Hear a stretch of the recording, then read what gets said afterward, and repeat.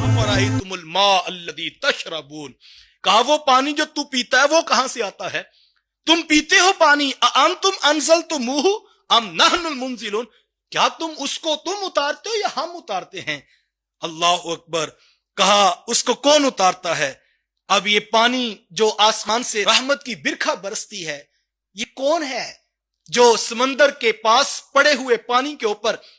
جو سورج کی مخصوص جو ہے وہ شعائیں پڑتی ہیں اور مخصوص کرنوں کے ساتھ وہ پانی بخارات کی شکل میں اڑنے لگتا ہے؟ پانی تو پانی ہے صاحب، اس پانی کو جو سورج اپنی کرنوں کے ساتھ فیض یاب کرتا ہے اور وہ بخارات کی صورت میں اوپر اڑنے لگتی ہے۔ اے حضرت انسان بتا تو صحیح، وہ کیا صورت تیرا ہے؟ کیا وہ سورج تیرا ہے؟ کیا اس سورج کے اندر جو کرنیں ہیں وہ تیری ہیں؟ تو پانی کا گلاس گٹا گٹ پی رہا ہے اور اپنی پیاس کو بجھا لیتا اور ہمیں بھول جاتا ہے، لیکن ہم ہیں اس کو اتارنے والے، تو اتارنے والا نہیں، کیونکہ سورج ہمارا، سمندر ہمارے، اور ان سورج کی کرنوں کے اندر طاقت ہماری، جس نے اس کو ایویپوریٹ کروایا اور وہ بخارات کی شکل میں اڑنے لگے۔ تو پھر ہماری ہوائیں آ گئیں، انہوں نے کندھوں پہ اپنے بوجھ اٹھا لیا اور بادلوں کی صورت میں جا کر اوپر پہنچایا، اور اوپر جا کر ایک مخصوص درجہ حرارت پر ان کو بادلوں کی شکلیں دی، اور پھر ہم نے کہا اب ضرورت پڑ گئی ہے، وہ جو بیج ڈالے تھے میرے حضرت انسان نے،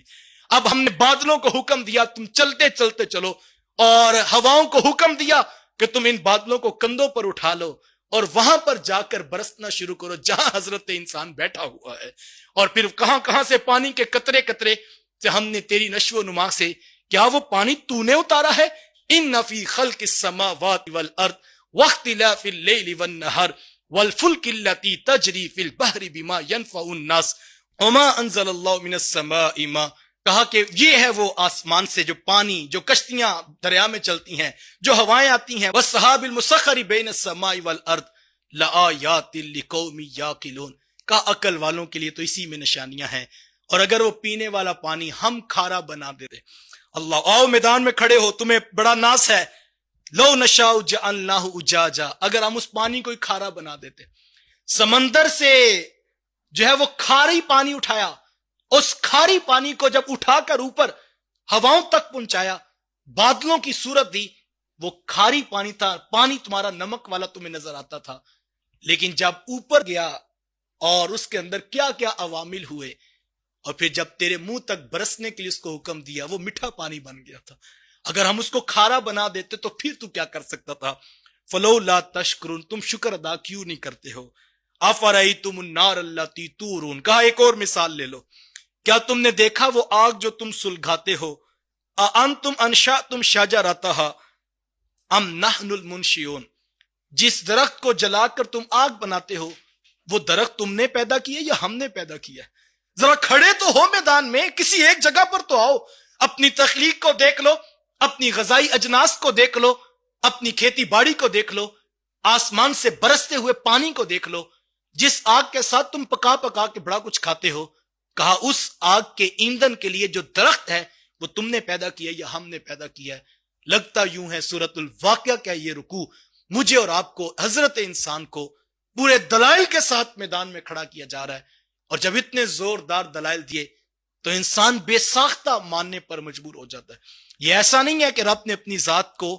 حکمن نافذ کر دیا ہو، بلکہ پورے دلائل کے ساتھ جگہ جگہ کہا لآیات لقوم یعقلون، لآیات لقوم یتفکرون، لآیات لقوم یتذکرون، تدبر کرنے والوں کے لیے، غور و فکر کرنے والوں کے لیے آیات ہیں، نشانیاں ہیں، وہ جب غور و فکر کریں گے ان کا دل پکار اٹھے گا۔ نحن جعلناها تذکرۃ ومتاعا للمقوین، کہا ہم نے اس کو نصیحت بنایا اور فائدہ مند مسافروں کے لیے۔ سارے دلائل بیان کرنے کے بعد انسان کی تخلیق، اس کی کھیتی باڑی سے حاصل ہونے والی اجناس، اور اس کے پینے کے لیے اترنے والا میٹھا پانی، اور پھر درختوں سے حاصل ہونے والا ایندھن، سارے دلائل سنا لینے کے بعد کیا کہا؟ فسبح باسم ربک العظیم، کہا پھر انسان کا دل بھی یہ چاہتا ہے کہ تسبیح کیجئے اس رب کے نام کی جو بڑا عظیم ہے، جو خالق ارض و سماوات ہے۔ آپ ذرا کبھی اتر کر اپنے اندر یہ غور کریں، اتنی بڑی کائنات کا رب، اور اس ایک وجود کو